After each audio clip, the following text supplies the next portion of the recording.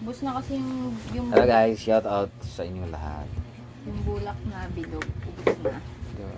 Pag ganun ka, Ano yan? patingin Ano ka yan? sa taas. Ano yan? Di ba yan? Pampaano nga ate, pampalinis na. Tapos nako. Malinis naman yung mukha ko kahit wala akong lagay-lagay ng mga ganyan. Marumihan pa rin yung mukha ko dahil nasa labas ako. Kaya nga palilinisan eh.